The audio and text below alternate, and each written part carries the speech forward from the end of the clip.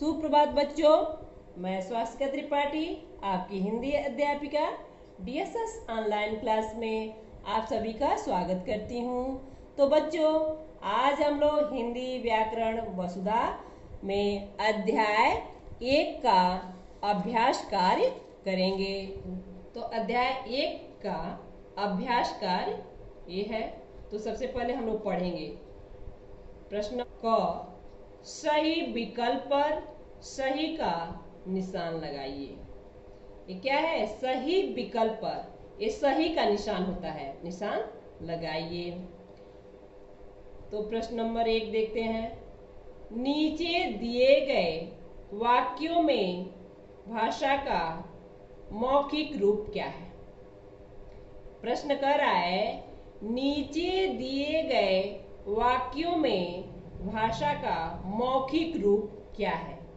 तो यहाँ 4 विकल्प हैं। देखते हैं कि इसमें भाषा का मौखिक रूप कौन सा है। अ, नेहा पत्र लिखती है। ब, राधिका गाना गाती है।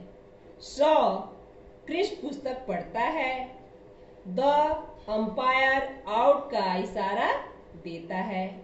तो प्रश्न पूछा है कि नीचे दिए गए वाक्यों में भाषा का मौखिक रूप क्या है? तो ब, राधिका गाना गाती है, भाषा का मौखिक रूप है, यानी ब सही है। प्रश्न नंबर 2, पशु तथा पक्षी अपनी बात समझाते हैं। यहाँ 4 विकल्प है। पहला अ, इशारों से।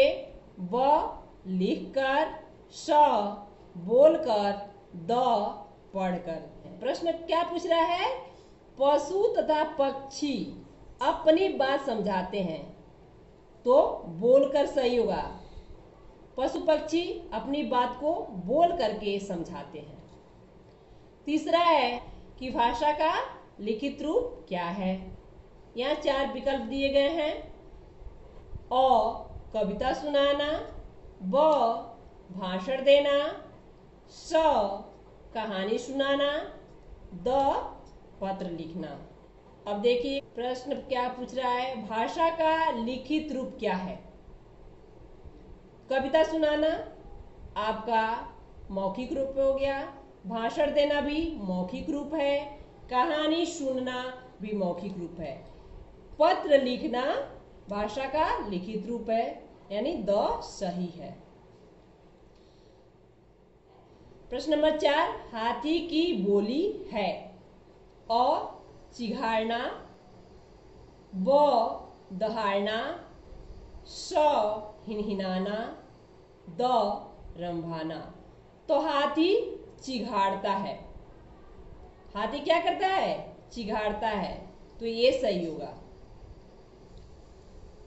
ख, उचित शब्दों से रिक्त स्थानों की पूर्ति कीजिए। तो यहाँ कुछ शब्द दिए गए हैं, अब इनमें से देख करके सही स्थान पर भरना है। अब प्रश्न नंबर 1 है, के बिना कुछ भी संभव नहीं है। तो किसके बिना कुछ भी संभव नहीं है बच्चों? तो भाषा के बिना। पहले क्या है? भाषा के बिना कुछ भी संभव नहीं है। पहले में हम लोग क्या भरे हैं? भाषा। भाषा के बिना कुछ भी संभव नहीं है। भाषा ही हमारे पास नहीं रहेगा तो हम अपनी बात कैसे व्यक्त करेंगे, कैसे एक दूसरे से कहेंगे? दूसरा नंबर है, भाषा में हम बोलकर अपने विचार दूसरों को समझाते हैं। जब हम बोलेंगे तो भाषा का कौन सा रूप होगा? मौखिक रूप होगा। तो दूसरे में हम लोग क्या भरेंगे बच्चों? मौखिक। ये भाषा का कौन सा रूप है? मौखिक। तो अब देखिए इसको पढ़ते हैं। मौखिक भाषा में हम बोलकर अपने विचार दूसरों को समझाते हैं। तीसरा है, लिखित भाषा में हम अपनी बात समझाते हैं। तो लिखित भाषा में हम कैसे अपनी बात समझाएंगे? लिख करके। हम अपने मन की बातों को लिख करके दूसरों को समझा सकते हैं। लिख करके दे देंगे, दूसरा पढ़ करके समझ सकता है। ठीक है। प्रश्न नंबर 4, शेर अपनी बात समझाता है। कैसे समझाता है? तो दहाड़ कर समझाता है। शेर दहाड़ कर अपनी बात समझाता है।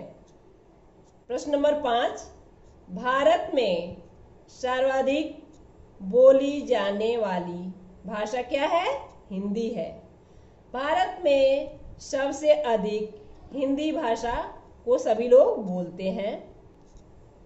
ग, सही कथन के लिए स तथा गलत कथन के लिए ग लिखिए। प्रश्न 1, भाषा के 3 रूप होते हैं। गलत है तो इसके लिए हम ग लिखेंगे।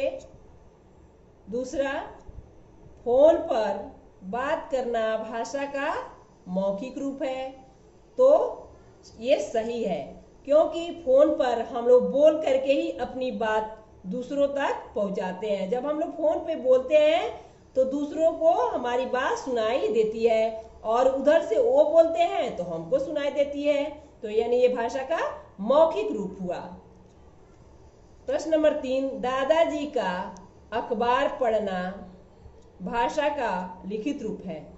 तो अखबार में लिखी हुई चीजें हैं, तो ये भाषा का लिखित रूप माना जाता है।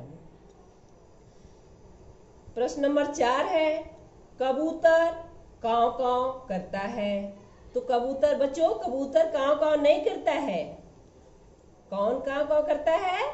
कौवा काव काव करता है। तो ये गलत है, इसलिए हम गलत लिखे हैं।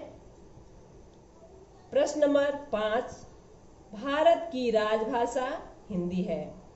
भारत की राजभाषा क्या है?